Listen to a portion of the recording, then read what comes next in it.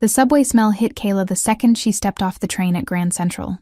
Metal, sweat, something vaguely like burnt plastic. She pulled her coat tighter and joined the river of people moving toward the exits.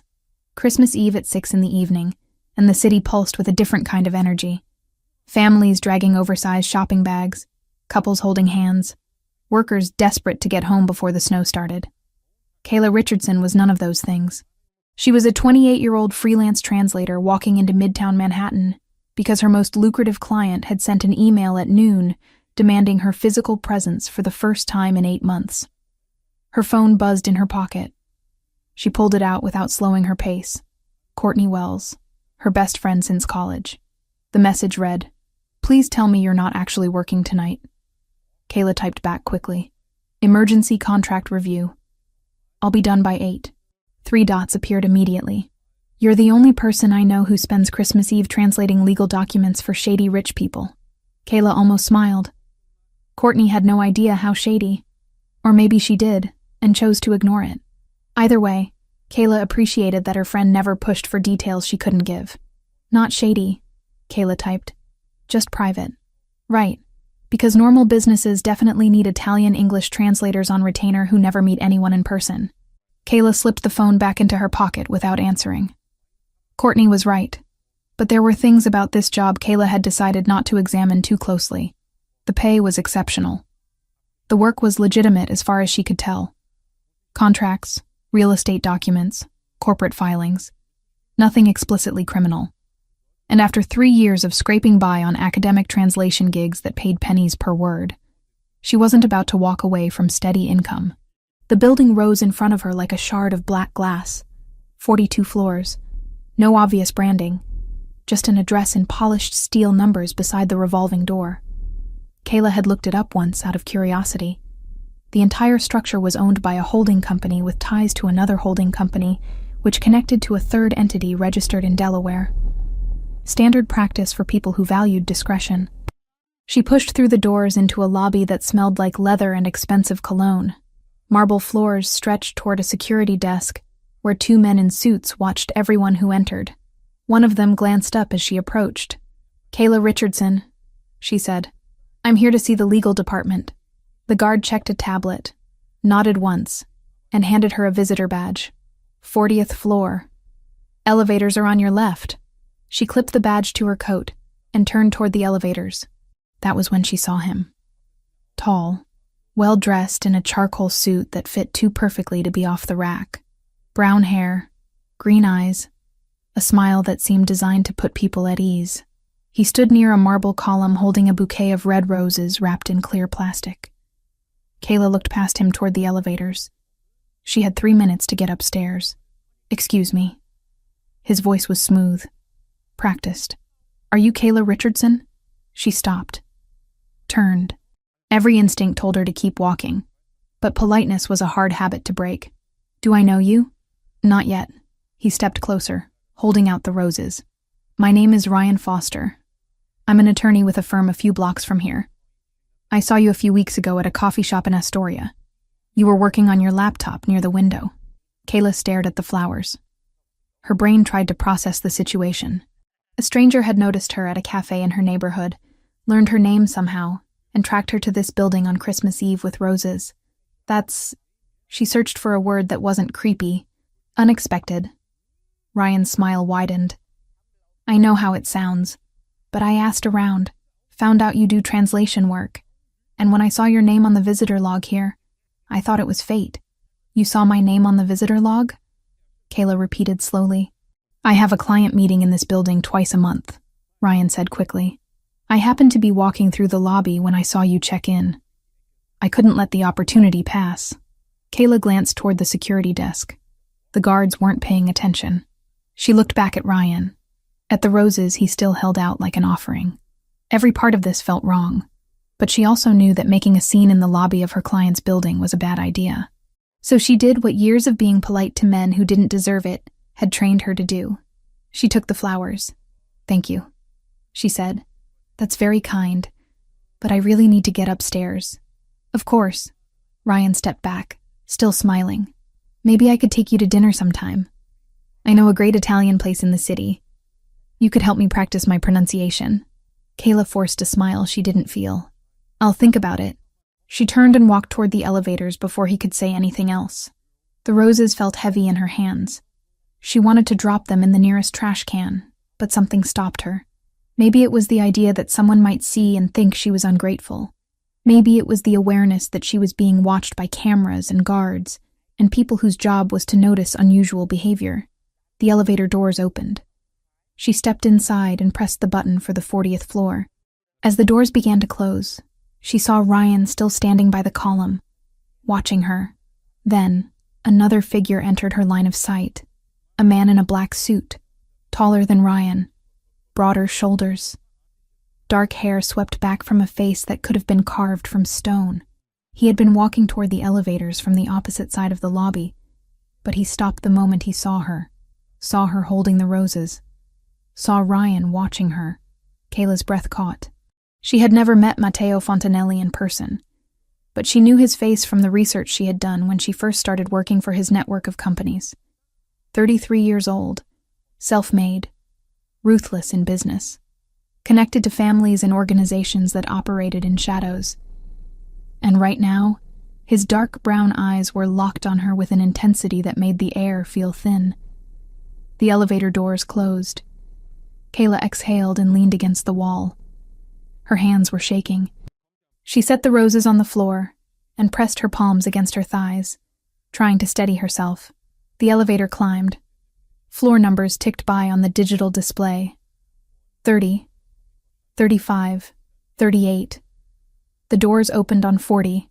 A woman in a sleek gray dress stood waiting. Ms. Richardson?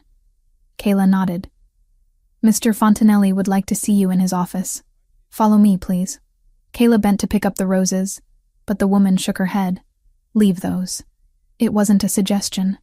Kayla straightened and followed the woman down a hallway, lined with dark wood panels and recessed lighting. Offices branched off on either side, some with glass walls, others closed. The few people still working at this hour looked up as she passed, their eyes curious but carefully neutral. The woman stopped in front of a set of double doors at the end of the hall. She knocked twice, waited, then pushed one door open. Ms. Richardson, sir. Send her in. The voice was low, controlled. Kayla had heard it once before on a conference call months ago, but hearing it now, in person, felt different. She stepped inside.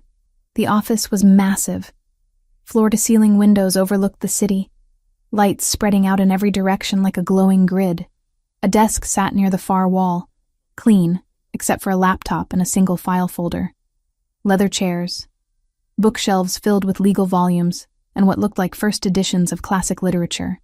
Matteo Fontanelli stood by the windows with his back to her. Close the door, he said, without turning. Kayla did. He turned slowly, and she got her first clear look at him up close. Photographs didn't do justice to the presence he carried. 6'2", maybe 6'3", athletic build beneath the tailored black suit, strong jaw, sharp cheekbones, dark brown eyes that missed nothing. No scars, no visible marks of violence, but the way he held himself suggested a man who had seen plenty of both. Sit, he said, gesturing to one of the chairs in front of his desk. Kayla sat. She kept her coat on, kept her posture straight. Matteo walked to his desk but didn't sit. He leaned against the edge, arms crossed, studying her with the same intensity she had seen in the lobby. How long have you worked for me? He asked. 8 months, Kayla said. I translate contracts and corporate documents, mostly real estate filings. And in those 8 months, how many times have we met in person? This is the first time. Why do you think that is? Kayla chose her words carefully. You value discretion. I assumed you preferred to keep distance between yourself and the people who handle your paperwork. Matteo's expression didn't change. Who was the man in the lobby? Kayla blinked. I don't know. He said his name is Ryan Foster. He's an attorney. You don't know him, but you accepted flowers from him. He said he saw me at a coffee shop in my neighborhood a few weeks ago. I took the flowers because it seemed easier than making a scene in your lobby. Matteo was silent for a long moment. Then he pushed off the desk, walked to the window and looked out at the city. Ryan Foster works for a firm that represents Russian interests in New York, he said quietly. Shipping, import-export, legitimate on the surface. Underneath, they move money for an organization that has been trying to infiltrate my operations for the past year. Kayla's stomach dropped. I didn't know. Of course you didn't. Mateo turned to face her. That's the point. You're a translator. You work remotely. You have no connection to the operational side of my businesses, which makes you exactly the kind of person they would target. Target for what? Access. Mateo's voice was flat. You translate sensitive documents, legal filings, contracts with terms that could be exploited if someone knew how to read between the lines. If they could compromise you, turn you into an asset, they could insert errors, change dates, alter addresses, small things that create big problems. Kayla felt cold. You think that's what he was doing? Trying to recruit me? I think he saw an opportunity and took it. Mateo walked back to the desk, picked up the file folder and opened it. He pulled out a photograph and set it in front of her.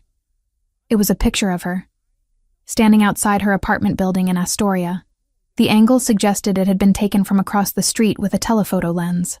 Where did you get this? She whispered. My security team flagged Foster 2 weeks ago when he started following you. Coffee shop, grocery store, subway station. He's been building a profile. Kayla looked up sharply. You've been watching me? I've been protecting my interests, Mateo corrected. You handle documents worth millions of dollars.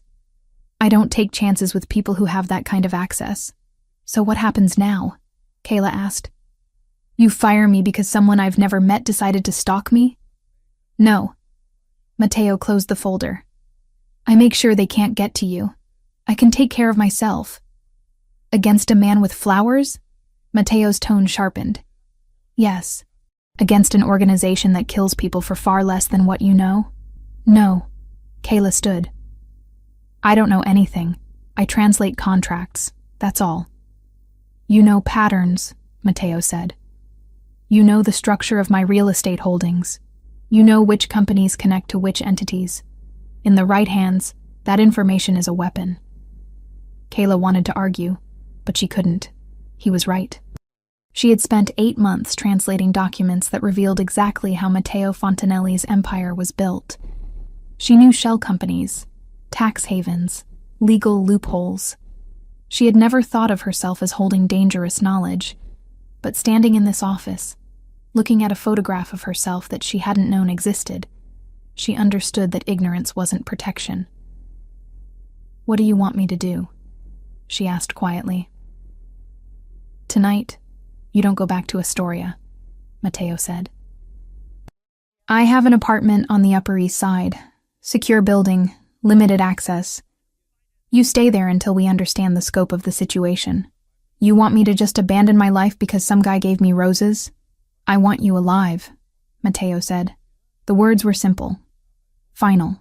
Foster approaching you in my building on Christmas Eve isn't coincidence. It's a message. They know who you are. They know where you live. And they know you're connected to me. Kayla's pulse hammered. This is insane. This is reality.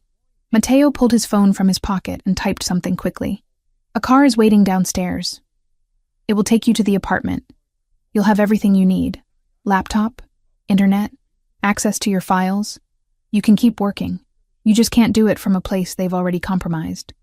For how long? Until it's safe. And if I say no? Mateo looked at her directly. Then you walk out of this building, go back to your apartment in Astoria, and hope that the next person who approaches you is just a man with flowers. The silence stretched between them. Kayla thought about her small apartment. The deadbolt that stuck. The neighbor who played music too loud. The coffee shop where she worked most mornings because her kitchen table was too cluttered. She thought about Ryan Foster's smile. The way he had known her name. The photograph Mateo had shown her. This isn't a prison, Mateo said quietly. It's a precaution. You're not my prisoner. You're my responsibility. Kayla met his eyes. I didn't ask to be your responsibility. No, Mateo agreed. But you took my money. You signed contracts with my companies. You became part of my world the moment you agreed to translate the first document. And in my world, I protect what's mine. Kayla wanted to argue. Wanted to tell him she wasn't his. Wasn't anyone's. But the photograph on the desk told a different story. "One night," she said. "I'll stay one night. Then we figure out what happens next." Mateo nodded once. Agreed. He walked to the door and opened it. The woman in the gray dress was waiting outside. "Take Ms. Richardson to the car," Mateo said. "Make sure she has everything she needs." The woman nodded and gestured for Kayla to follow. Kayla picked up her bag and walked toward the door. She stopped beside Mateo, close enough to smell his cologne. Something dark and clean. "The roses," she said quietly. "I left them in the elevator." "Good," Mateo said. "You won't need them where you're going." The apartment on the Upper East Side was nothing like Kayla expected. She had imagined something cold, sterile, a holding cell dressed up with expensive furniture. Instead, she walked into a space that felt lived in despite its obvious luxury. Hardwood floors, wide windows overlooking a tree-lined street, a kitchen with marble counters and copper fixtures, 2 bedrooms, one with a desk already set up with a monitor and keyboard. The woman in the gray dress had handed her a key card and a phone number. "Anything you need, call this line. Someone will answer 24 hours a day." Then she left. Kayla stood in the middle of the living room and tried to process the past 3 hours. Christmas Eve in a stranger's apartment because a man with roses had turned out to be a threat she hadn't seen coming. She pulled out her phone and texted Courtney. "Change of plans. Staying in the city tonight. Long story. I'm fine." 3 dots appeared almost immediately. "Define fine." Kayla hesitated. "Safe. I'll explain later." She didn't wait for a response. She walked to the bedroom, set her bag on the chair, and sat on the edge of the bed. The mattress was firm. The sheets were crisp white cotton. Everything smelled faintly of cedar and something clean she couldn't name. Her phone buzzed. Not Courtney this time. An unknown number. She opened the message. "This is Fontanelli. The laptop is secure. Password is on a card in the desk drawer. Work files are already uploaded to the cloud. You won't miss deadlines." Kayla stared at the screen. He had thought of everything. She typed back quickly. "Thank you." No response. She stood and walked to the desk. Found the card exactly where he said it would be. Logged into the laptop and saw her entire directory of active projects waiting. Contracts, legal briefs, a real estate filing due the day after Christmas. For a moment, she felt the absurdity of it all. Sitting in a secured apartment on the Upper East Side, preparing to translate Italian property law while someone she had never heard of 3 hours ago was apparently stalking her. She opened the first document and started working. It was easier than thinking. Christmas morning arrived with pale winter light filtering through the windows. Kayla woke disoriented, unsure for a moment where she was. Then memory returned. The apartment, Matteo Fontanelli, Ryan Foster's smile. Her phone showed 2 missed calls from Courtney and a string of texts demanding details. Kayla sent a quick message promising to call later, then showered and dressed in the same clothes she had worn the night before. She was making coffee in the unfamiliar kitchen when someone knocked on the door.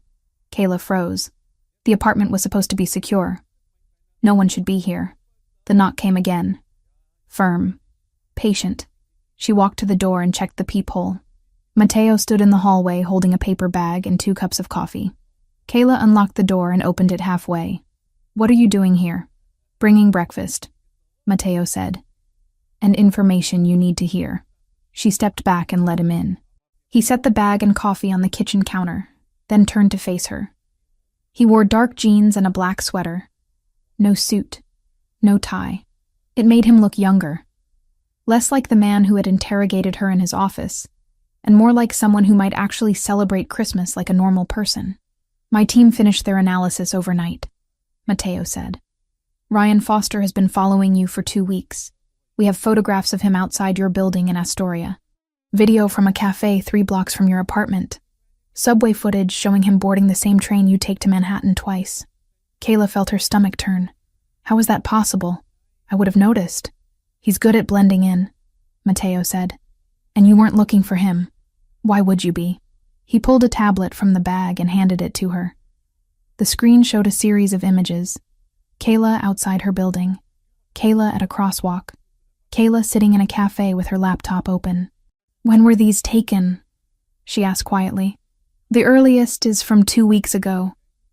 The most recent is 3 days before he approached you in my lobby. Kayla set the tablet down. Her hands were shaking. What does he want? Access to you, which means access to the work you do for me. Mateo picked up one of the coffees and handed it to her. We also found evidence that someone tried to clone your phone. A phishing link sent from what looked like your bank's email address. Did you click on it? Kayla thought back. I got an email about suspicious activity on my account. I started to open it, but the link didn't work, so I deleted it. The link worked, Mateo said. It just didn't finish installing because your phone's security settings blocked it. If it had gone through, they would have had access to everything.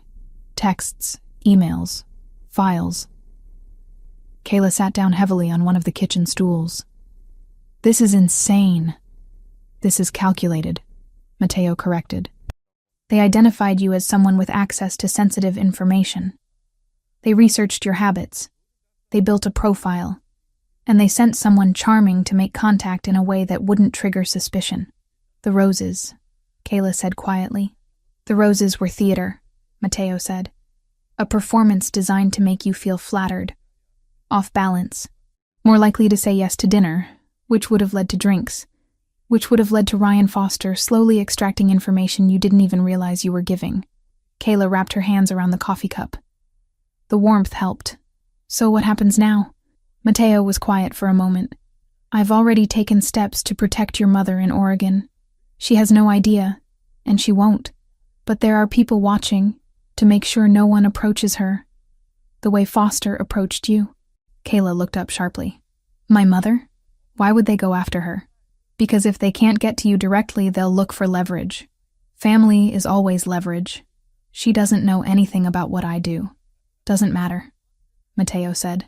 What matters is that you care about her, which makes her a potential pressure point. Kayla felt something cold settle in her chest. This wasn't just about her anymore. What else?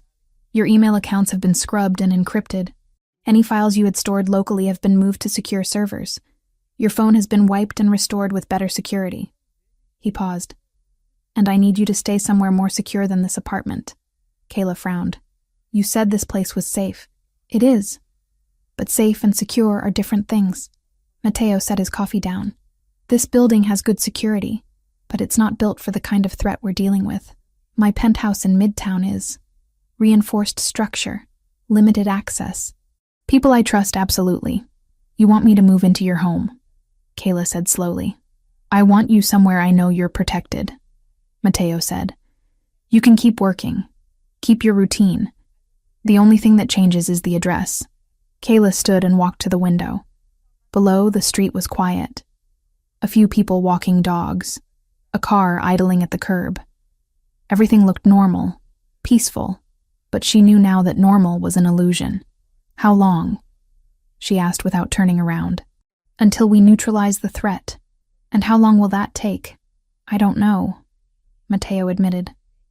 But I'm not willing to gamble with your life while I figure it out. Kayla turned to face him. This isn't just about protecting an asset, is it? You're worried about something bigger. Mateo held her gaze.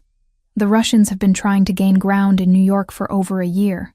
Every move they make is part of a larger strategy. If they're targeting you, it's because they see an opening. I need to close that opening before it becomes a door. And what happens to me when this is over? You go back to your life, Mateo said, with better security, better awareness, and the knowledge that you're not as invisible as you thought you were. Kayla considered this.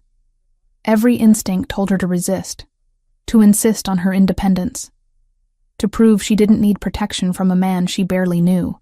But the photographs on the tablet told a different story. Ryan Foster had been watching her for weeks, had learned her patterns, had waited for the perfect moment to approach. She wasn't invisible. She was exposed. Okay, she said quietly. I'll stay at your penthouse. But I need to know what I'm agreeing to. Rules, boundaries, how this works. Mateo nodded. You have your own space, your own bedroom and office. You come and go as needed, but with an escort. No one approaches you without going through security first. You keep working. Keep your independence. The only thing I'm asking is that you let me keep you safe. That's a lot to ask, Kayla said. I know. They stood in silence for a moment. Then Mateo picked up the paper bag from the counter and opened it. I brought pastries. You should eat before we go. We're leaving now? The car is downstairs. Kayla almost laughed. You were that sure I'd say yes? I was that sure you're smart enough to recognize a real threat when you see one. The penthouse occupied the entire top floor of a building in Midtown that Kayla had passed 100 times without really seeing. Glass and steel. Minimalist design. The kind of place that didn't advertise itself because it didn't need to. The elevator opened directly into the living space. Kayla stepped out and stopped. Floor-to-ceiling windows wrapped around 3 sides of the room, offering views of the city that made her chest tighten. The furniture was dark leather and clean lines. Art on the walls that looked like it belonged in museums. A kitchen separated from the main room by a marble island. Your room is down that hall, Mateo said, pointing to the left. Office is next to it. Bathroom is private. If you need anything, there's a phone on the desk that connects directly to my assistant. Kayla walked slowly through the space, taking it in. Where do you sleep? Other side of the penthouse, Mateo said. You won't see me unless you want to. And if I need to leave? Tell security. They'll arrange an escort. Kayla turned to face him. This feels like a prison dressed up as luxury. It's protection dressed up as common sense, Mateo said. There's a difference. Over the next 3 days, Kayla learned the rhythms of the penthouse. Mateo left early most mornings, dressed in suits that probably cost more than her monthly rent. He returned late, sometimes after midnight, carrying the tension of whatever he had dealt with during the day. They crossed paths in the kitchen, exchanged brief updates, maintained careful distance, but Kayla also saw things she hadn't expected. The way Mateo took a call from someone's wife and spoke gently about medical bills and time off. The way he read contracts with the same meticulous attention she brought to translations. The way he stood at the windows late at night, staring out at the city like a man carrying weight no one else could see. On the second night, they ended up in the kitchen at the same time. Kayla was making tea. Mateo was reheating something that smelled like Italian food. You cook? She asked. Sometimes, he said. When I have time. I didn't think people like you cooked. Mateo glanced at her. People like me? Rich, powerful, surrounded by staff who probably do everything for you. I grew up in Brooklyn, Mateo said, in a neighborhood where you learned to cook because takeout was expensive and groceries were cheap. Old habits. Kayla poured hot water over her tea bag. I grew up in Oregon, small town. My mom worked 2 jobs. I learned to cook because if I didn't, we didn't eat. Mateo pulled his food from the microwave and leaned against the counter. What does your mother do now? She's a school librarian. Retired last year. Spends most of her time gardening and complaining that I don't visit enough. When did you see her last? Thanksgiving, Kayla said. I flew out for 3 days. It wasn't enough, but it was all I could afford. Mateo was quiet for a moment. The security watching her is discreet. She won't know they're there. And when this is over, I'll make sure she stays protected. Why? Kayla asked. She's not your responsibility. She's your mother, Mateo said simply, which makes her connected to someone who works for me. That's enough. Kayla studied him. You're not what I expected. What did you expect? Someone colder. More. She searched for the word. Detached. I'm detached when I need to be, Mateo said, but not with people who matter. Do I matter? The question hung in the air between them. Mateo set his food down and looked at her directly. You wouldn't be here if you didn't. On the 3rd day, Christmas had passed into memory, and the city returned to its usual rhythm. Kayla worked through the morning on a complex real estate contract, cross-referencing terms between English and Italian until her eyes burned. She took a break around noon and found Mateo in the living room, standing by the windows with his phone pressed to his ear. He was speaking in Italian. Fast, sharp, the kind of tone that left no room for argument. When he saw her, he ended the call and slipped the phone into his pocket. Problem? Kayla asked. Nothing that concerns you. Everything in this penthouse concerns me now, she said. I'm living in the middle of your world. I think I deserve to know when something's wrong. Mateo considered this. Then he gestured to the couch. Sit. She did. He sat across from her, elbows resting on his knees. The Russians made contact this morning, he said. Not directly. Through intermediaries. They want a meeting. About me? About boundaries, Mateo said. They know I've moved you under my protection. They're testing to see if I'm willing to negotiate. And are you? No. The certainty in his voice sent a chill through her. What happens if you refuse? They push harder. Look for other ways to get what they want. But they won't touch you. Not while you're here. Kayla wrapped her arms around herself. I didn't ask for any of this. I know. Mateo's expression softened slightly. But you're here now. And I need you to trust that I know how to handle this. I barely know you, Kayla said. Then get to know me. That night, they ate dinner together for the first time. Not by design, but because Kayla emerged from her office at the same time Mateo returned from wherever he had been. He ordered food from a restaurant Kayla had never heard of. Italian. The kind of place that didn't deliver unless you were someone who mattered. They sat at the kitchen island and ate in comfortable silence. Then Mateo asked about her work, and Kayla found herself explaining the intricacies of legal translation in a way she rarely did with anyone. He listened, asked intelligent questions, understood nuances most people missed. When she asked about his day, he hesitated. Then he told her about a negotiation that had gone badly, about an ally who had betrayed a confidence, about the constant calculus of power and loyalty that defined his world. It sounds exhausting, Kayla said. It is, Mateo admitted. But it's also the only life I know. Do you ever want something different? He looked at her for a long moment. Sometimes. When I'm standing in this penthouse at 2 a.m, looking out at a city that never stops moving, I wonder what it would be like to walk away, to be no one, to have nothing at stake. But you don't. No, he said quietly, because walking away doesn't erase what I've built, or the people who depend on me, or the enemies who would see absence as weakness. Kayla understood then. Matteo Fontanelli wasn't trapped by ambition. He was trapped by responsibility. And for the first time since she had walked into his office on Christmas Eve, she saw him not as a threat or a protector, but as a man carrying a burden he couldn't put down. Thank you, she said softly. For what? For keeping me safe. For protecting my mother. For not treating me like I'm fragile. Matteo's expression shifted. You're not fragile, Kayla. You're standing in the middle of a situation most people would run from, and you're still working. Still asking questions. Still fighting for your independence. That's not fragility. That's strength. The words settled over her like warmth, and for the first time in 3 days, she felt something other than fear. She felt seen. The morning of December 28th arrived with gray clouds pressing against the penthouse windows. Kayla had been awake since 5, unable to sleep, her mind cycling through the same loop of questions about Ryan Foster and what the Russians actually wanted. She made coffee in the quiet kitchen and carried it to her office, planning to lose herself in work the way she always did when anxiety became too loud.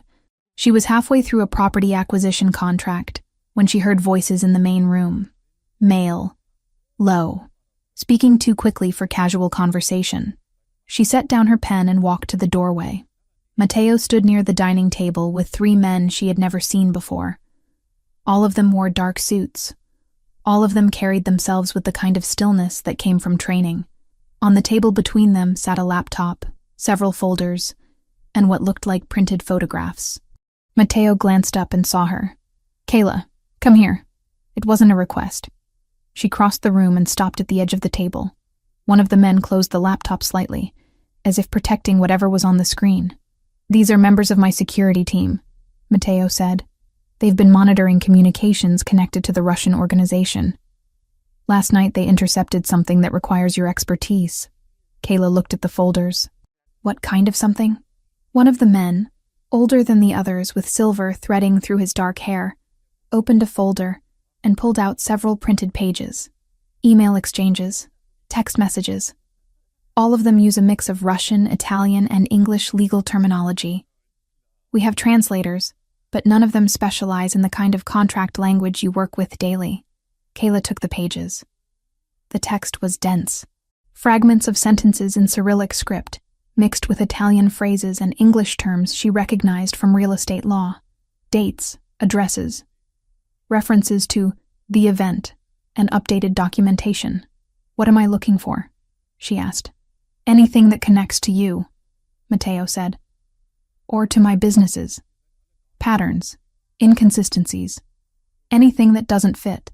Kayla carried the pages to the table and sat down. The men stepped back slightly, giving her space. She read slowly, letting the languages blur together in her mind, the way they did when she was deep in translation work. Russian she understood only in fragments, but the structure of the sentences told her things. The way certain words were emphasized. The placement of legal terms that didn't quite belong in casual correspondence. "This isn't just business communication," she said after several minutes. "It's coded. They're using legal language to disguise something else." Matteo pulled out the chair beside her and sat. "Explain." Kayla pointed to a phrase in Italian.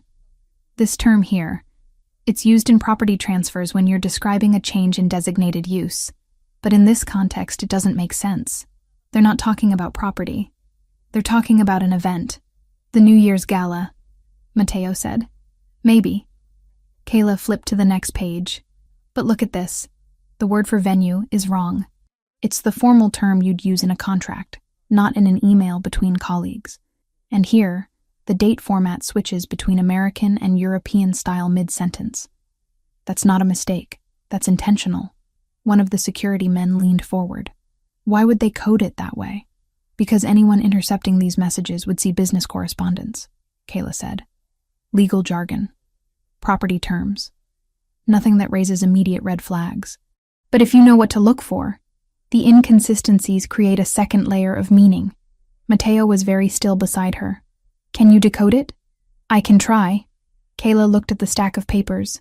"But I'll need access to all the documents I've translated for you over the past 8 months. If they're using terminology from your actual contracts, I need to see the source material to understand how they're twisting it." Matteo pulled out his phone and typed quickly. "You'll have everything within the hour." The work consumed the next 2 days. Kayla barely left the dining table. Matteo's team brought her files, emails, intercepted text messages, anything that contained the mix of languages she had identified. She cross-referenced terms, built spreadsheets, traced patterns in the way certain phrases appeared and reappeared across different communications. Matteo worked beside her, not hovering, not questioning every decision, just present. He brought coffee at regular intervals, ordered food she barely touched, answered questions about his business operations when she needed context for what she was reading. On the second night, close to midnight, Kayla found it. "Here," she said, her voice rough from hours of not speaking. She pushed a printed invitation across the table to Matteo. "This is the official invitation to your New Year's Gala, the one your office sent to investors and political contacts 3 weeks ago." Matteo picked it up. "I've seen this. What about it?" Kayla laid a second document beside it. "This is a version that was sent to 6 specific people on your guest list 5 days ago. It looks identical. Same letterhead, same signature, same RSVP information. But look at the address." Matteo's eyes narrowed. He compared the 2 documents side by side. "The street number is different. By 2 digits, Kayla said. "Easy to miss if you're not paying attention. The venue in the official invitation is the Plaza Hotel. The venue in this version is a building 2 blocks away. Older, less secure, probably owned by someone connected to the Russians." One of the security men swore quietly. Matteo set the documents down carefully. They were going to split the event, send key targets to a secondary location, where they'd be vulnerable, Kayla said. No security, no witnesses they couldn't control. Just 6 high-value people walking into what they thought was your gala. How did they get access to the invitation template? Matteo asked. Kayla pulled up another file on the laptop. They didn't. They recreated it. But they used contract language from documents I translated to make it look authentic. Specific phrasing. Legal terms that only appear in your official communications. That's why it feels right, even though it's fake. Matteo leaned back in his chair. The tension in his shoulders was visible even through the expensive fabric of his shirt. They were using your work to legitimize fraud. And if it had worked, Kayla said quietly, 6 people would have disappeared on New Year's Eve, and everyone would have assumed they went to your event. By the time anyone realized the mistake, it would have been too late. The room was silent except for the hum of the laptop and the distant sound of the city beyond the windows. Can we fix it? Mateo asked. Kayla nodded. We send a correction. A technical update citing a printing error in the original batch. Include the correct address. Make it sound routine. Most people will just update their calendars and move on. And the ones who receive the fake version? They'll think it was a mistake on their end, or they'll call to confirm.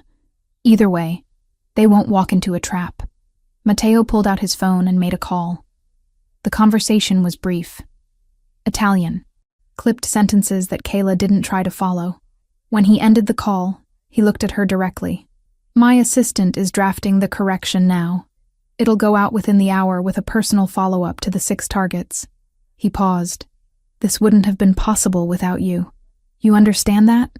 Kayla felt heat rise in her face. I just read documents. That's what I do. You saw a pattern my entire security team missed, Mateo said. You connected language across multiple communications and identified a threat before it could materialize. That's not just reading. That's intelligence work. One of the security men nodded. He's right. We've been staring at these intercepts for days. We knew something was off, but we couldn't see it. Kayla looked down at the papers scattered across the table. Weeks of work. Hours of cross-referencing. And somehow, she had found the thread that unraveled the entire operation. What happens now? She asked. Now we make sure the event goes exactly as planned, Mateo said. With security that accounts for what we know. And with you protected in a way that makes it clear you're untouchable. I don't need to be at the gala, Kayla said quickly. Yes, you do. Mateo's tone left no room for argument. You're the translator who validated the legitimacy of my contracts with several of the attendees. Your presence confirms that everything is above board, that nothing has changed. You want me to be window dressing. I want you to be visible, Mateo corrected, so that anyone watching understands you're not hiding. You're not compromised. You're exactly where you're supposed to be. Kayla wanted to argue, but the logic was sound. If she disappeared now, it would raise questions, create suspicion. The Russians would know their plan had been discovered, and they'd adjust. Find another angle, another vulnerability. Fine, she said, but I'm not pretending to be something I'm not. If I go to this gala, I go as myself, a translator, not arm candy. Mateo's expression shifted. Something that might have been respect flickered across his face. Agreed. Over the next several hours, they worked through the details. The correction went out. Responses came back confirming receipt. 3 of the 6 targets called personally to verify the address change, which Mateo's assistant handled with smooth professionalism. By dawn on December 30th, the trap had been dismantled before it could close. Kayla stood at the windows, watching the city wake up.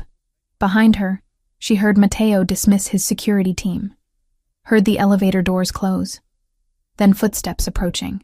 He stopped beside her, close enough that she could feel the warmth radiating from him, close enough that if she turned, they'd be face to face. You should get some sleep, he said quietly. So should you. I will. Eventually, they stood in silence. The city spread below them.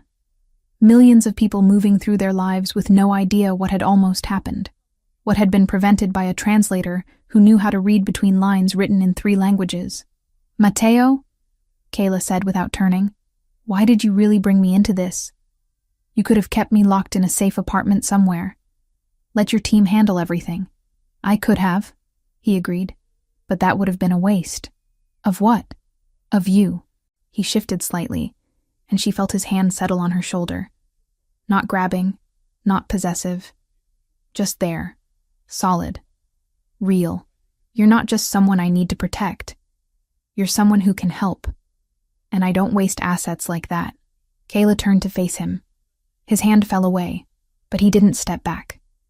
They stood inches apart, and she could see the exhaustion in his eyes. The weight of too many hours awake and too many problems solved. Is that all I am? She asked. An asset? Mateo was quiet for a long moment. Then he said, "No, but it's easier to think of you that way." "Easier than what?" He didn't answer, just held her gaze with an intensity that made her breath catch. Then he stepped back, breaking the moment. "Get some rest," he said. "The gala is tomorrow night, and I need you sharp." He walked away before she could respond.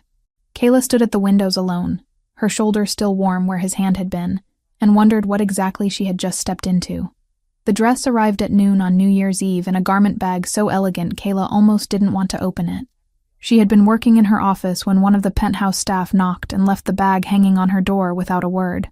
A small card was pinned to the fabric. "Dress code is formal. This should work. M. No flourish. No romance. Just practicality dressed up as consideration." Kayla unzipped the bag slowly. The dress inside was the color of aged wine, deep and rich. The fabric heavy enough to drape without clinging. Long sleeves. A neckline that suggested elegance without demanding attention. It was beautiful in a way that felt deliberate, like someone had thought carefully about what would make her look like she belonged, without pretending to be someone else. She held it up to the light, and wondered who had chosen it. Mateo seemed like the kind of man who delegated everything, but the note was in his handwriting. She recognized it from the corrections he had made on documents over the past few days. The thought that he had picked this himself made her stomach flutter in a way she didn't want to examine. By 7 that evening, Kayla stood in front of the mirror in her bedroom and barely recognized herself. The dress fit perfectly. Her hair fell in loose waves over her shoulders. Makeup, minimal but deliberate. She looked like someone who translated contracts for powerful men and attended their galas without fear. She looked like someone who belonged in Matteo Fontanelli's world. The thought terrified her. A knock on her door pulled her from the mirror. She opened it to find Matteo standing in the hallway wearing a tuxedo that made him look like something carved from shadow and starlight. Black jacket tailored to perfection. White shirt crisp against his olive skin. Dark eyes that swept over her once, lingered, then met her gaze with an expression she couldn't read. "You look ready," he said. "I feel like an imposter," Kayla admitted. "Good. That means you're paying attention." He held out a small velvet box. "One more thing." Kayla took the box and opened it. Inside was a pair of earrings, simple gold studs that caught the light when she tilted them. "They're beautiful," she said. "They're functional," Matteo corrected. "The left one has a microphone. Anything said within 6 feet of you will transmit to my security team. You won't hear anything back. Just wear them and act natural." Kayla looked up sharply. "You're bugging me?" "I'm protecting you," Matteo said. "There's a difference. If Ryan Foster or anyone connected to the Russians approaches you tonight, I need to know what they say, what they ask, how they try to manipulate the situation." Kayla set the box down on the dresser. "And if I say no, then you stay here while I handle the gala alone. But we both know that's not an option. Your presence matters. It validates the legitimacy of the contracts you've translated. It shows that nothing has changed." He was right. Kayla hated that he was right. She picked up the earrings and put them on slowly, watching herself in the mirror as the small gold studs settled into place. "How do I know you're not listening to everything I say all the time?" she asked. "You don't," Matteo said simply. "You have to trust me." Kayla turned to face him. "That's asking a lot." "I know." The car ride to the Plaza Hotel took 20 minutes through traffic that moved slower than usual because of the holiday. Kayla sat beside Matteo in the back of a black sedan, with windows tinted so dark she could barely see out. 2 security vehicles flanked them, one in front and one behind, forming a convoy that drew stares from pedestrians on the sidewalk. "Is this really necessary?" Kayla asked. "Tonight it is," Matteo said without looking away from his phone. "We dismantled their plan, but that doesn't mean they've given up. They'll be watching to see how we respond, looking for weaknesses, and I'm the weakness." "You're the variable they didn't account for," Matteo corrected. He slipped his phone into his pocket and turned to look at her. "They expected me to hide you, lock you away somewhere safe while I dealt with the threat. Instead, you're walking into the center of it wearing a dress that says you're not afraid." "I am afraid," Kayla said quietly. "Then you're smarter than most people in that ballroom tonight." The plaza rose in front of them like something out of another era. Golden light spilled from tall windows. A red carpet stretched from the entrance to the curb where valets waited to open car doors. Photographers lined the edges despite the cold, cameras ready to capture whoever emerged. "Are they going to take my picture?" Kayla asked. "Probably," Matteo said. "Smile if you want. Ignore them if you don't. Either way, don't stop moving until we're inside." The door opened. Matteo stepped out first, buttoning his jacket with the kind of fluid grace that came from a lifetime of being watched. Then he turned and offered his hand. Kayla took it. The cameras started flashing immediately. Questions shouted in English, and Italian blurred together into noise. Kayla kept her eyes forward and let Matteo guide her up the red carpet with his hand resting lightly at the small of her back.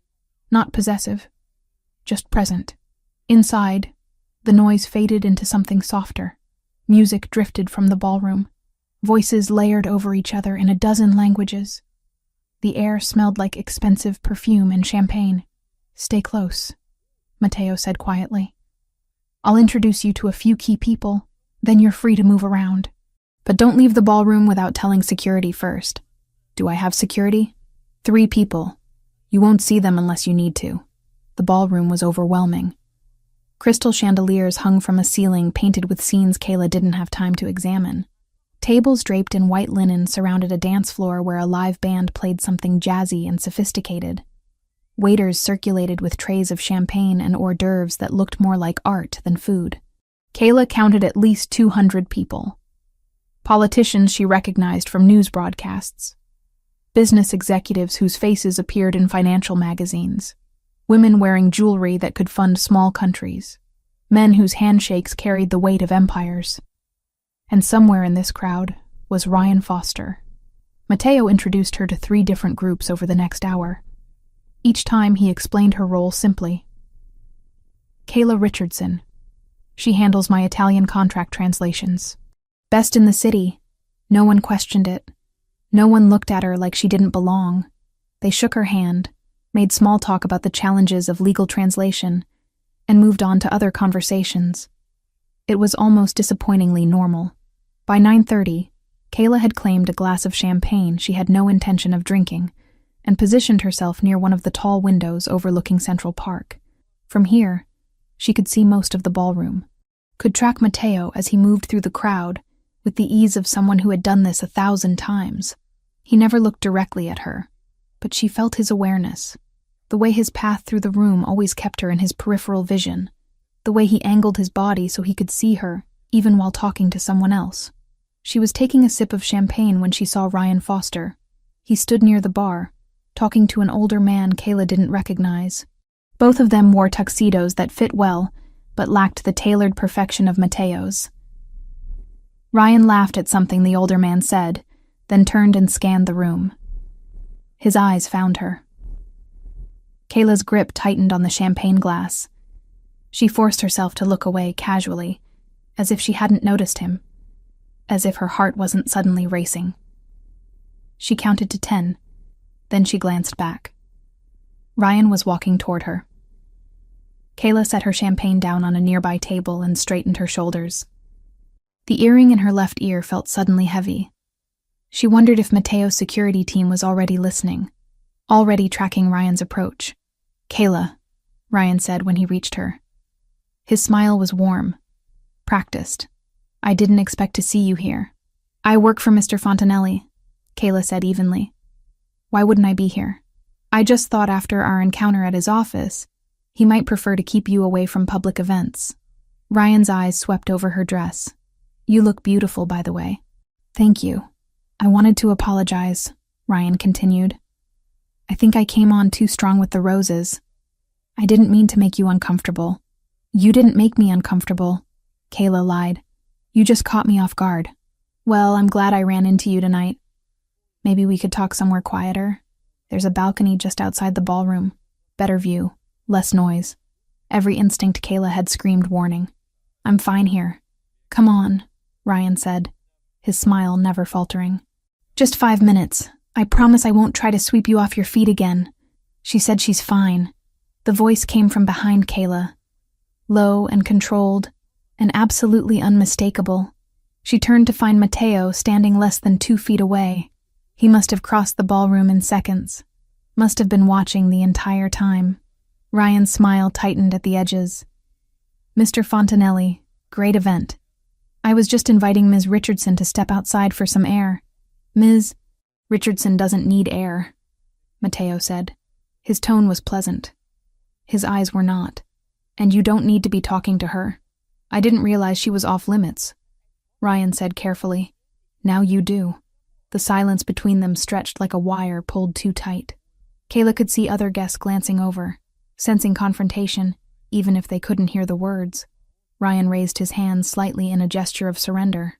No harm intended. "Enjoy your evening, Ms. Richardson." He walked away without looking back. Kayla exhaled slowly. "Did you have to do that?" "Yes," Mateo said simply. He turned to face her fully. "What did he say before I arrived?" "He apologized for the roses, asked me to go to the balcony with him." "And you said no?" "Obviously." Mateo's expression shifted almost imperceptibly. Something that might have been approval. "Good. Stay where I can see you for the rest of the night. We're almost done here." He left without waiting for a response, moving back into the crowd with the same smooth confidence he'd arrived with. Kayla watched him go, and realized her hands were shaking. The rest of the evening passed in a blur of conversations and music and carefully orchestrated normalcy. Kayla spoke to a few more people, accepted compliments on her dress, deflected questions about how long she had worked for Mateo with vague answers that satisfied without revealing anything. At 11:45, the band shifted into something slower. Couples moved onto the dance floor. Kayla stayed near the windows, watching the city beyond the glass, counting down the minutes until midnight. She didn't see Mateo approach until he was standing beside her. "It's almost over," he said quietly. "Did your team get what they needed?" Kayla asked. "More than enough." Ryan's conversation with his associate at the bar included references to the alternative location and complaints about the address correction we sent. 2 other men made calls mentioning the failed plan. We have recordings of all of it. So what happens now? Now I use those recordings to make it very clear that any further attempts to interfere with my operations will have consequences they don't want to face. Kayla turned to look at him. "You mean you threaten them?" "I mean I negotiate from a position of strength," Mateo said, "which is the only kind of negotiation that matters." Outside, the first fireworks began. Explosions of gold and silver against the black sky. The ballroom erupted in cheers and applause. Couples kissed. Strangers embraced. The band launched into a rendition of a song Kayla didn't recognize. She stood beside Mateo at the window, watching the city celebrate, and felt the weight of everything that had happened over the past week settle over her like a heavy coat. "Thank you," she said quietly, barely audible over the noise. Mateo glanced at her. "For what?" "For not making me feel like a liability. For trusting me to handle tonight." He was quiet for a moment. Then he said, "You were never a liability, Kayla. You were the reason we saw the trap before it closed." The fireworks continued, gold and blue and cascading white light that reflected off the windows and turned the ballroom into something magical. Kayla looked at Mateo's profile, sharp and serious even in celebration, and realized something had shifted between them over the past week. She wasn't sure what to call it yet. Partnership, maybe. Or trust built from necessity. Or something more complicated that she didn't have words for. But standing here on New Year's Eve, watching the city burn bright with possibility, Kayla knew one thing with absolute certainty. Whatever came next, she wasn't facing it alone. January 1st arrived with the kind of cold that made the city feel sharper. Kayla woke in the penthouse guest room, to pale light filtering through windows she had grown used to over the past week.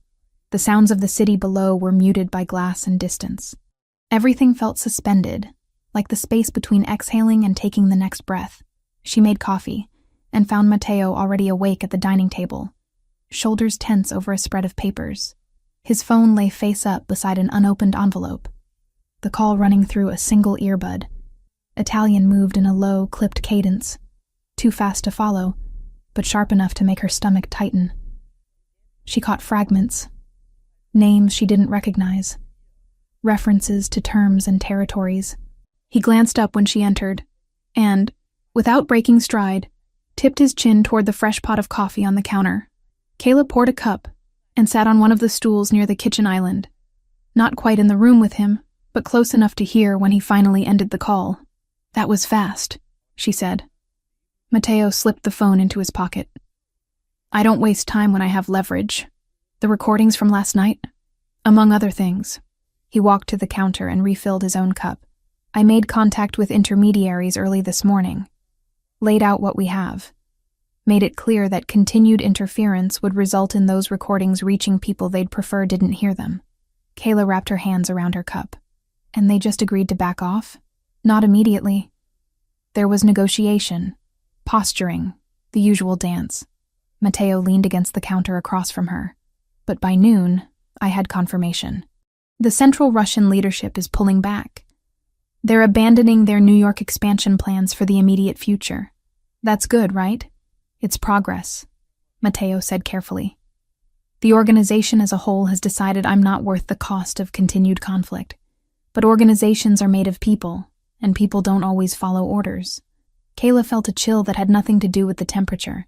"You think some of them might still come after me? I think the risk has dropped significantly. But in my world, zero risk doesn't exist." He set his cup down. "Which is why we need to talk about what happens next." Over the next hour, Mateo laid out the situation with the same methodical precision he applied to everything. The main Russian operation had agreed to retreat. Ryan Foster had been handed over to his own people.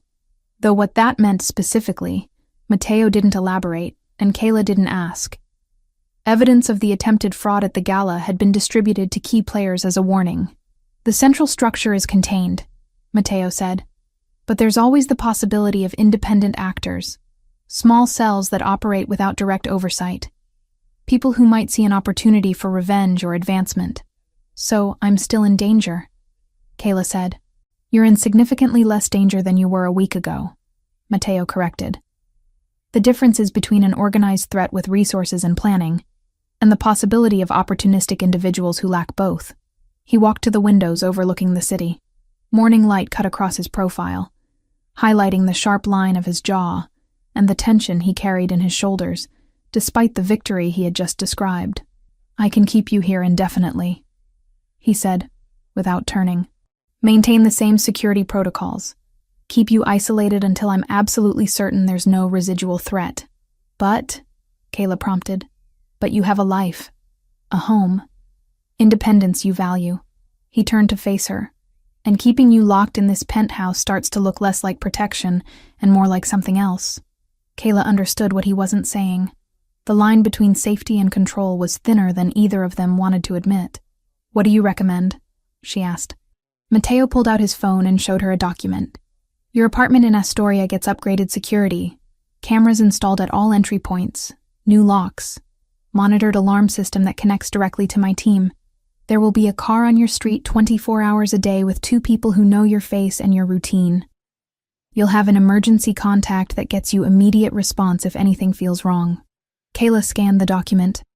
The level of detail was staggering. Entry protocols, evacuation routes, response times calculated to the minute. "This seems excessive for someone who's no longer in immediate danger," she said. "It's proportional to the value of what I'm protecting," Mateo replied. "I'm a translator. You're someone who helped dismantle a threat to my operations. That makes you worth protecting regardless of your job title." Kayla looked up from the phone. "And if I want to go back? To my apartment, my routine, my life? Then you go back," Mateo said simply. "With the security measures in place, with the understanding that you call if anything feels off, and with the knowledge that this isn't me abandoning responsibility. It's me trusting your judgment." The weight of that trust settled over Kayla like something physical. For the past week, Mateo had made every decision about her safety, had controlled her environment and her movements with absolute authority. Now he was handing that control back to her, not because the threat had vanished, but because he believed she was capable of navigating what remained. "When can I leave?" she asked. "Whenever you're ready. The security upgrades are already complete." Kayla blinked. "You did all of this before asking me?" "I prepared for the most likely outcome," Mateo said, "which was you choosing independence over indefinite protection." "You think you know me that well?" I think I've watched you fight for autonomy since the moment you walked into my office on Christmas Eve. You took the roses because it was easier than making a scene, but you hated every second of it. You agreed to stay in the safe apartment because it was logical, but you never stopped questioning the necessity. You worked beside me on the intercepts because you wanted to contribute, not because I ordered you to. He paused. So yes, I know you well enough to predict you'd choose your own life over mine the moment it was safe to do so. Kayla wanted to argue, but couldn't. Everything he said was accurate in a way that felt both validating and uncomfortably exposing. I'll pack my things, she said quietly. By mid-afternoon on January 2nd, Kayla was back in Astoria. Her apartment looked exactly as she had left it a week ago. Coffee mug in the sink, laptop on the table, stack of mail she hadn't collected from the lobby. But everything felt different. The new cameras were subtle but visible if you knew where to look. The locks were heavier, more substantial, and when she looked out the window at the street below, she could see the black sedan parked 3 buildings down, 2 figures visible in the front seats. She unpacked the small bag she had taken to the penthouse and tried to settle back into her routine, checked emails, responded to client inquiries, made tea in her own kitchen using her own mugs. It should have felt like coming home. Instead, it felt like wearing clothes that no longer fit quite right. Her phone buzzed with a message from Courtney. Are you back yet? I'm going insane not knowing what happened.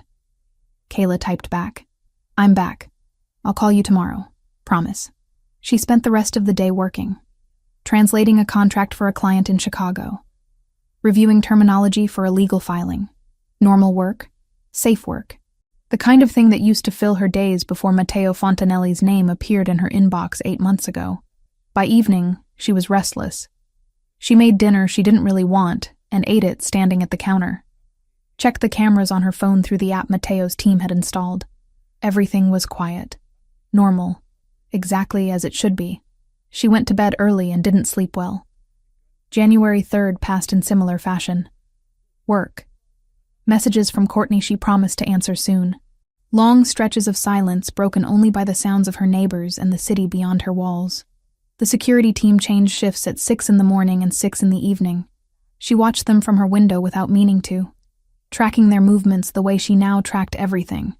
At 8 that evening, someone knocked on her door. Kayla checked the peephole and felt her heart stutter. Matteo stood in the hallway holding a manila envelope and wearing dark jeans and a black coat instead of his usual suit. He looked different outside the context of the penthouse, more human, less untouchable. She opened the door. What are you doing here? Delivering final paperwork, Matteo said, holding up the envelope. Updated contracts. Payment for the past week. I thought it would be easier to bring them in person than send them through channels. It was a lie. They both knew it was a lie. Matteo Fontanelli didn't deliver paperwork personally. Kayla stepped back and let him in anyway. He walked into her small living room and looked around with the same careful attention he brought to everything. She saw him take in the mismatched furniture, the stack of books on the coffee table, the translation dictionaries lined up on the shelf beside culinary magazines, and framed photographs of places she had visited before her life became consumed by work. It's smaller than I expected, he said. Not everyone lives in penthouses, Kayla replied. I didn't mean it as criticism. He set the envelope on her kitchen counter. It suits you. Personal. Unpretentious. Kayla crossed her arms. You didn't come here to comment on my apartment. No, Matteo admitted. He turned to face her fully. I came because I wanted to make sure you were actually okay. That returning here was the right choice. You could have called. I could have. He didn't move closer, but his presence filled the small space in a way that made the apartment feel even smaller. But I needed to see it for myself. See what? That you're safe. That the security measures are working. That you're not regretting the decision. Kayla studied his face, the tension in his jaw, the way his hands stayed loose at his sides, even though every line of his body suggested coiled readiness. This wasn't just a boss checking on an employee. This was something else. Why does it matter so much? She asked quietly. Matteo was silent for a long moment. When he spoke, his voice was lower than usual. Rougher. Because when I saw you holding those roses in my lobby, something in me went cold. Not angry, Not strategic, just cold. Like someone had taken something that was supposed to be mine, and I hadn't even realized it mattered until it was threatened. Kayla's breath caught. I'm not yours. I know. He took a single step closer. Which is why I'm standing here instead of demanding you come back to the penthouse. Why I'm giving you space instead of assigning guards to your door. Why I'm trying to do this the right way. Even though every instinct I have says to lock you somewhere I know you're absolutely safe. This? Kayla repeated. What is this? I don't know yet, Mateo said. But it's not just business. It stopped being just business sometime between you decoding those intercepts and standing beside me at the gala looking like you belonged there. Kayla felt something twist in her chest. You're my employer. I am. Which is why I'm not going to touch you tonight. Not going to push for something you might feel obligated to give because of the power imbalance between us. He held her gaze steadily. But I need you to know that what I felt when I saw Ryan Foster approach you wasn't professional concern. It was personal. And I'm not going to pretend otherwise. The honesty in his voice cut through every defense Kayla had built over the past week. She thought about the way he had worked beside her in the penthouse. The way he had trusted her intelligence instead of just her obedience. The way he had given her choices even when keeping her locked away would have been easier. I felt seen, she said quietly. These past few days. Like I was more than just someone who processes documents. Like my thoughts mattered. My skills mattered. I mattered. You did. You do. And now I'm back here, and it feels wrong. Like I left something important behind. Mateo's expression shifted. What did you leave behind? I don't know. Partnership, maybe. Or just the feeling that I was part of something bigger than translating contracts in my apartment alone. You are part of something bigger, Mateo said. You proved that when you found the pattern no one else saw. When you stood in that ballroom and refused to be intimidated. When you chose to trust me even though you had every reason not to. Kayla took a step toward him, then another. The space between them collapsed to inches. She could smell his cologne, could see the faint shadow of stubble along his jaw, could feel the heat radiating off him in the cool apartment. What happens now? She asked. Now you tell me what you want, Mateo said. And I'll either give it to you or explain why I can't. Kayla thought about the past week, about fear and trust, and the strange intimacy that came from working beside someone who saw you as an equal, about the way her apartment felt empty without the sound of Mateo's voice in the next room. I want to know if this is real, she said. If what I'm feeling isn't just gratitude or proximity or some kind of trauma response, it's real, Mateo said simply. At least on my end. I don't confuse business with personal. I don't protect people because I want something from them. I protect people because they matter. And you matter more than you should. More than I should. More than is smart. More than is safe. More than makes sense given that we've known each other for a week. He lifted his hand slowly and brushed his thumb along her jaw. But real anyway. Kayla closed her eyes at the touch. When she opened them again, Mateo was watching her with an intensity that made her knees weak. I'm not asking for anything tonight, he said quietly. I just needed you to know where I stand, so you can decide where you want to stand. He stepped back, breaking the contact, picked up the envelope from the counter and set it on the table beside her. Payment and contracts are in there. You're still on retainer if you want to be. And if you decide you want to explore whatever this is between us, you call me. Not because I'm your employer, but because you want to. He walked to the door and paused with his hand on the knob. The security stays in place regardless. You're protected whether we're just business partners or something more. That doesn't change. Then he left before she could respond. Kayla stood in her apartment, listening to his footsteps fade down the hallway. Heard the elevator doors open and close. Walked to the window and watched him emerge onto the street below. Saw him speak briefly to the security team in the sedan, then climb into his own car. She pressed her palm against the cold glass and made a decision. Kayla spent January 4th trying to settle into a routine that refused to settle. She worked through the morning on a contract amendment, made lunch she picked at without appetite, and answered 3 texts from Courtney before finally agreeing to a video call at 2 p.m. Courtney's face filled the screen, concerned and impatient in equal measure. Okay, you've stalled long enough. What the hell happened? You disappear on Christmas Eve with some vague text about staying in the city, then go radio silent for over a week. Kayla leaned back against her couch. It's complicated. I gathered that from your complete inability to give me a straight answer. Courtney's expression softened slightly. Are you in trouble? Not anymore. Maybe. I don't know. That's not reassuring, Kay. Kayla ran her hand through her hair. Remember the client I've been translating for? The one who pays really well, but I never meet in person. The mysteriously wealthy Italian businessman. Yeah. Turns out his world is more complicated than real estate contracts.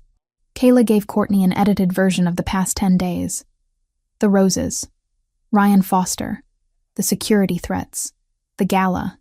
She left out details that felt too dangerous to say aloud even over an encrypted call, but gave enough that Courtney could understand the shape of what had happened. When she finished, Courtney was silent for a long moment. Then she said, So you're telling me you're involved with a man who has enemies dangerous enough that you needed armed guards? I'm not involved with him, Kayla corrected. Not exactly, but you want to be. Kayla hesitated. Maybe. Kay, this is insane. You know that, right? This isn't some romance where the dangerous guy turns out to be misunderstood. This is real danger.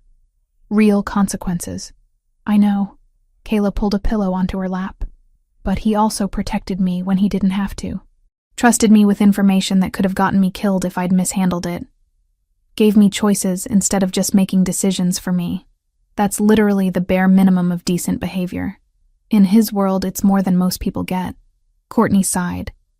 What does your gut tell you? Kayla thought about Matteo standing in her apartment 2 nights ago.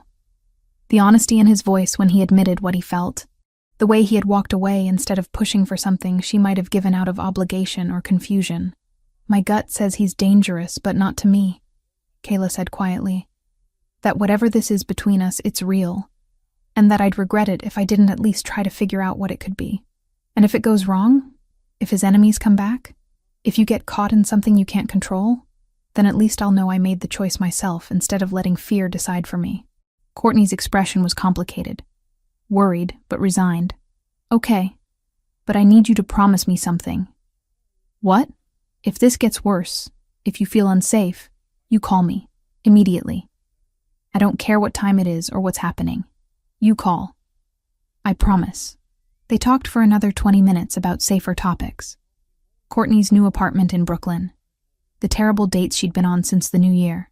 Plans to meet for dinner once Kayla felt comfortable leaving her apartment without security shadowing her every move. When the call ended, Kayla felt lighter. Like saying the situation aloud had made it more real, and somehow more manageable. She made tea and returned to work, translating a property dispute with the kind of focus that came from deliberately not thinking about anything else. By 11 that night, she was exhausted. She showered, changed into comfortable clothes, and was brushing her teeth when she heard it. A sound from the hallway outside her apartment. Not footsteps. Something heavier. Metal against metal. Kayla froze, toothbrush still in her mouth. The building was old. Sounds carried in strange ways. It could be nothing. A neighbor coming home late. Maintenance working on something. Then she heard voices. Low. Urgent. Speaking a language that wasn't English. Her heart slammed against her ribs. She spit into the sink, rinsed quickly, and moved to the living room. The protocol Matteo's team had drilled into her played through her mind like a script she'd memorized without meaning to. Stay inside. Lock the door. Don't investigate. Let security handle it. She checked the deadbolt. Already locked. Checked the chain. In place. Then she grabbed her phone and opened the security app Matteo's team had installed. The camera feed from the building's main entrance showed 2 men in dark clothes and ski masks forcing the door open. One of them had something in his hand that looked like a crowbar. The other was speaking into a phone. Kayla's hand shook as she switched to the interior stairwell camera. The 2 men were already inside, moving up the stairs with purpose. Her apartment was on the 3rd floor. She dialed the emergency number Matteo had given her. It rang once before someone answered. Ms. Richardson. Male voice. Calm. We see them. Stay inside. Lock your bedroom door and move away from windows. How long until? 90 seconds. We're already in the building. The line stayed open. Kayla moved to her bedroom, locked the door, and pressed herself against the wall farthest from the window. She could hear her own breathing, too fast and too loud, could hear the blood rushing in her ears. Then she heard something else. Footsteps on the stairs, faster now, running, shouting in Russian. A heavy thud, then another. Silence. Kayla's phone buzzed with a text. Threat neutralized. Stay where you are. Mr. Fontanelli is on his way. She slid down the wall until she was sitting on the floor, knees pulled to her chest, phone clutched in both hands. The apartment was silent, except for the distant sound of sirens approaching. She wondered if the neighbors had called the police. Wondered what explanation Mateo's team would give. Wondered how close those men had gotten to her door. 20 minutes later, she heard the familiar pattern of knocking. 3 short taps. Pause. 2 more. The signal Mateo's team had established, so she'd know it was them. Kayla unlocked the bedroom door, walked through her apartment on legs that barely held her weight, and checked the peephole. Mateo stood in the hallway. Not his security team. Him. She fumbled with the locks and chain, got the door open. He stepped inside and locked everything behind him before turning to look at her. Are you hurt? He asked. Kayla shook her head. Words felt impossible. Through the frosted glass of the hallway window, she caught a brief flicker of blue and red reflecting off the opposite wall. Then it was gone. Mateo followed her gaze, his expression tightening into something calculated. They're already leaving, he said quietly. My men met them downstairs. Attempted break-in. No injuries. No reason for anyone to come up here. He didn't sound proud. He sounded practical, like he was sealing a door that should never have been opened in the first place. Mateo crossed the space between them in 3 steps and pulled her against his chest, not asking permission, not giving her space to refuse, just wrapping his arms around her and holding on like she might disappear if he let go. Kayla pressed her face against his shoulder and felt something break open inside her. The fear she'd been holding back since she heard that first sound in the hallway. The terror of knowing someone had been trying to reach her. The understanding that if Mateo's security hadn't been watching, those men would have succeeded. She didn't cry, just stood there shaking while he held her. One hand pressed against the back of her head, the other solid against her spine. I'm sorry, he said quietly. I underestimated them. The main organization pulled back, but I should have anticipated independent cells, smaller groups operating without oversight. Your team stopped them, Kayla said against his shoulder. Before they even got close. They got into your building. That's too close. He pulled back just enough to look at her face. His eyes were darker than usual, fury tightly controlled beneath careful composure. Pack a bag, he said. You're not staying here tonight. Mateo, this isn't negotiable. His voice was firm but not harsh. Those men are being handled. The police will be told they were attempting a robbery, but there's no guarantee they were working alone. I'm not leaving you here while we figure that out. Kayla wanted to argue, wanted to prove she could handle this. But the truth was, she was terrified. And Mateo's penthouse in Midtown had cameras and security and doors that locked with the kind of certainty her apartment's deadbolt could never match. Okay, she said quietly. She packed quickly. Clothes, laptop, the essentials she'd need to keep working. Mateo waited by the door, speaking in low tones on his phone in Italian. When she emerged with her bag, he took it from her without asking and gestured toward the hallway. The building's stairwell showed signs of what had happened. A dent in the wall. Something dark on the floor that might have been blood. Kayla looked away and let Mateo guide her down to the street, where a car was already waiting.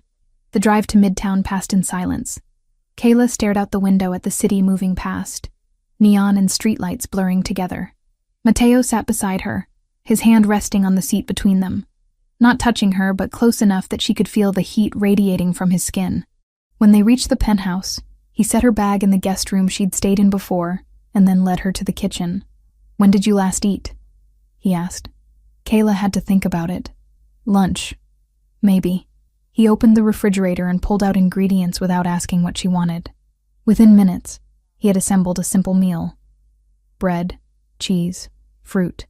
Things that required no cooking but felt substantial anyway. Eat, he said, setting the plate in front of her. Kayla picked at the food without appetite. Who were they? Remnants, Mateo said. The main Russian organization pulled back like I told you.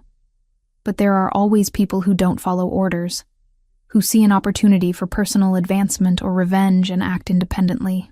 Why me? Why now? Because hurting you hurts me, and because they're desperate enough to try something the larger organization wouldn't approve of. He poured water into a glass and set it beside her plate. They won't try again. Not after tonight. How can you be sure? Mateo's expression went cold. Because I'm making an example. One that will be very clear to anyone else considering independent action. Kayla didn't ask what that meant. She wasn't sure she wanted to know. They sat in the kitchen while she forced herself to eat. Mateo didn't push conversation. Just stayed close. A solid presence in the chair across from her.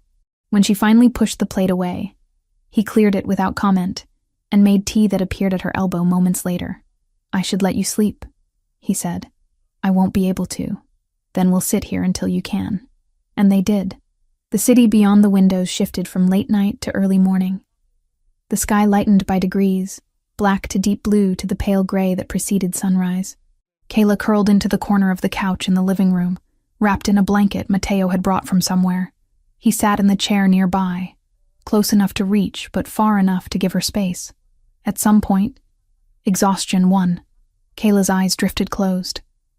When she opened them again, pale gold light filled the room, and Mateo was still there, watching the sunrise with the same intensity he brought to everything else.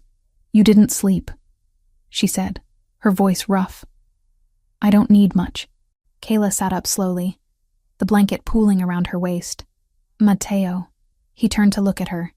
I don't want to keep running from this, she said. From whatever this is between us. I spent all day yesterday trying to convince myself that going back to my normal life was the right choice, that keeping distance from you was safer, smarter. It probably is, Mateo said quietly. I don't care. Kayla stood and crossed to where he sat.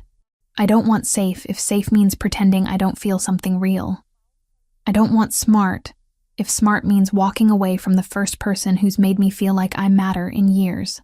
Mateo's eyes never left her face. What are you saying? I'm saying I want to try this. Whatever this is. I want to build something with you that isn't just survival or protection or business. She took a breath. I want partnership. Trust. Something real. Mateo stood slowly. They were inches apart now. Close enough that Kayla could see the gold flecks in his dark eyes. Could feel the tension radiating off him like heat. You understand what that means, he said. My world. My enemies. The constant calculation of risk. I understand that I'd rather face all of that with you than spend the rest of my life wondering what we could have been. Mateo lifted his hand and traced his thumb along her jaw. The touch was gentle, reverent, like she was something precious he was afraid to break. I can't promise it will be easy, he said. I'm not asking for easy. I'm asking for honest. Then honestly, Mateo said, his voice dropping lower. I haven't been able to stop thinking about you since the moment I saw you holding those roses. Haven't been able to function normally knowing you were back in Astoria where I couldn't see you, couldn't protect you, couldn't just be near you. Kayla's breath caught. Then stop fighting it. Mateo's other hand came up to cup her face. He leaned in slowly, giving her time to pull away. When she didn't, when she instead tilted her face up toward his, he closed the final distance between them. The kiss was nothing like Kayla expected. Not demanding or possessive. Just warm and certain and inevitable. Like something that had been building between them since Christmas Eve and had finally found its moment. When they pulled apart, Mateo rested his forehead against hers. We do this right, he said quietly. Equal partners. Your voice matters as much as mine. Decisions that affect both of us get made together. Agreed, Kayla whispered. And you keep working. Keep your independence. I protect you, but I don't control you. Agreed. And if this gets too complicated, if my world becomes too much, you tell me. You don't just disappear. Kayla pulled back enough to look him in the eyes. I'm not going anywhere. Mateo kissed her again. Slower this time. Deeper. When they finally broke apart, the sun had fully risen, flooding the penthouse with golden light that made everything feel new. 3 months passed. like pages turning in a book Kayla had never expected to read. Winter gave way to early spring. The city shed its gray shell and bloomed with that particular kind of energy that came with longer days and warmer air. Cherry blossoms appeared in Central Park. Street vendors returned to their corners. People walked without hunching against the cold.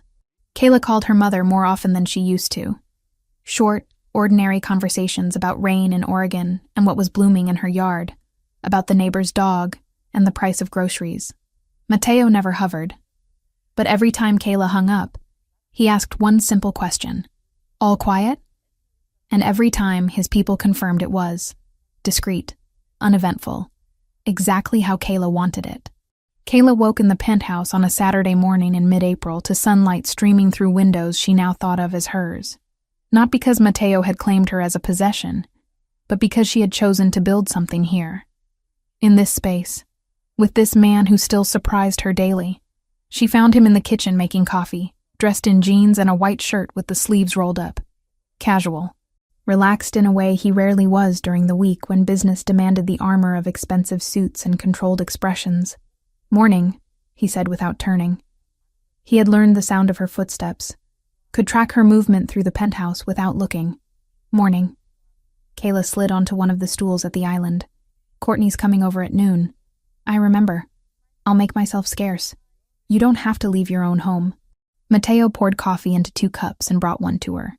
She's your friend. You should have space to talk without me hovering. You don't hover. He raised an eyebrow. I'm very aware of where you are at all times. That's hovering. That's caring, Kayla corrected. She wrapped her hands around the warm cup. There's a difference.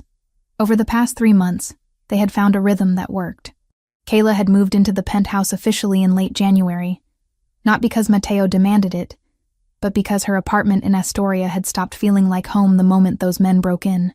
She kept her professional independence fiercely, expanded her client base beyond just Mateo's network, took on projects that interested her regardless of pay, built a reputation that was hers alone. Mateo had adjusted too. He consulted her on decisions that affected their shared life, asked her opinion on business matters that touched the legitimate side of his operations, stopped treating protection like something he imposed and started treating it like something they negotiated together. It wasn't perfect. There were still moments when his world crashed into hers in ways that required adaptation. Still nights when he came home carrying tension she couldn't fully understand. Still decisions he made without her, because some things in his life existed in shadows she couldn't enter. But it was real, and real was more valuable than perfect. Courtney arrived exactly at noon carrying a bag of bagels and the kind of determined expression that meant she had questions prepared. Kayla let her in and watched her friend take in the penthouse with the same careful observation she'd brought to their friendship since college. So this is where you live now, Courtney said, setting the bag on the counter. This is it. It's huge and expensive and very much not you. Kayla laughed. Thanks? I mean, the decor isn't you, all this dark leather and minimalist art, but you look happy. That's you. They settled on the couch with coffee and bagels. Mateo had disappeared into his office as promised, giving them privacy. Courtney wasted no time. Okay, real talk. Are you actually okay here? Like genuinely okay, not just convincing yourself because it's safer than your apartment. I'm genuinely okay, Kayla said. Better than okay, actually, because last time we talked, you were dealing with armed men breaking into your building and moving in with a guy you'd known for 2 weeks. It's been 3 months now. That's still not very long, Kay. Kayla set her coffee down. I know it sounds fast. I know it probably looks crazy from the outside. But Court, I've never had someone treat me like an equal partner the way Mateo does. He doesn't make decisions for me. He makes them with me. What about his work? The dangerous stuff? He keeps me separate from the parts that could hurt me. But he doesn't lie about what he does or pretend his world is something it's not. Kayla pulled her knees up onto the couch. I have my own work, my own clients, my own income. I'm not dependent on him financially or emotionally. I'm here because I choose to be. Courtney studied her for a long moment. You really love him. It wasn't a question, but Kayla answered anyway. Yeah, I really do. Does he love you back? He shows me every day, whether he says the words or not. They spent the rest of the afternoon talking about safer topics. Courtney's new job. The guy she'd been seeing who turned out to be terrible. Plans for summer trips they'd probably never take because work always interfered. Normal friendship things that reminded Kayla. Her life wasn't entirely consumed by Mateo's world. When Courtney left, she hugged Kayla tight at the door. I'm still worried about you. But I can see you're happy. And you're still you. That's what matters. I'm still me, Kayla agreed. Just me with better security. After Courtney left, Kayla found Mateo in his office reviewing documents on his laptop. She leaned against the doorframe and watched him work. The way his brow furrowed when he concentrated. The way his fingers moved across the keyboard with the same precision he brought to everything. She likes you, Kayla said.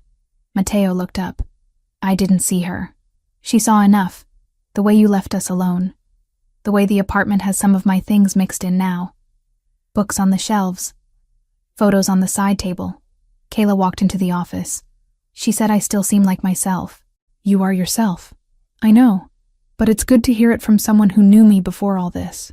Mateo saved his work and closed the laptop. Come here. Kayla crossed to him. He pulled her down onto his lap, wrapping his arms around her waist. She settled against him, comfortable in a way that had taken weeks to develop. I got a call this morning, he said against her hair. Business opportunity. Large scale. Very lucrative. Kayla felt something tighten in her chest. What kind of opportunity? The Cartel del Golfo wants to establish a partnership. Import-export through New York. Legitimate on the surface, but with connections to their larger operations in Mexico. He paused. It would require me to travel. Spend time in areas that aren't exactly stable. Probably several weeks total over the next few months. Kayla turned in his lap to face him. What did you tell them? Nothing yet. I wanted to talk to you first. This is your decision. Your business. It affects you, Mateo said, which makes it our decision. Kayla thought about what several weeks apart would mean. The worry, the risk, the way his world could turn violent in places where she couldn't reach him. She also thought about the kind of money and power a partnership like that would bring. The opportunities, the expansion of everything he'd built. What do you want to do? She asked. Mateo was quiet for a long moment. His hands rested on her hips, steady and warm. 6 months ago, I would have said yes without hesitation. The strategic value alone would have been worth any personal risk. And now I have something that matters more than strategy. He looked at her directly. I have you. I have this life we're building. And I'm not willing to gamble with that for business expansion. Kayla's throat tightened. You'd turn it down? I'd delegate it. Let someone I trust handle the travel and negotiations. Maintain oversight from here. Take a smaller cut of the profits in exchange for staying alive and staying with you. Your organization will think you're getting soft. My organization will see a leader who's strategic enough to delegate, instead of trying to control everything personally. That's not soft. That's smart. Kayla kissed him. Slow and deliberate. When they broke apart, she said, Then delegate. Build the partnership without putting yourself in danger. And come home to me every night. That's the plan. 2 weeks later, Mateo announced his decision to his inner circle. Kayla wasn't present for the meeting, but she heard about it afterward from the way Mateo came home looking both satisfied and exhausted. How did they take it? She asked. Better than expected. A few questions about whether I was losing my edge, but mostly acceptance that I'm thinking long-term instead of just short-term gain. And the cartel? They agreed to work with my representative. They're getting access to New York either way.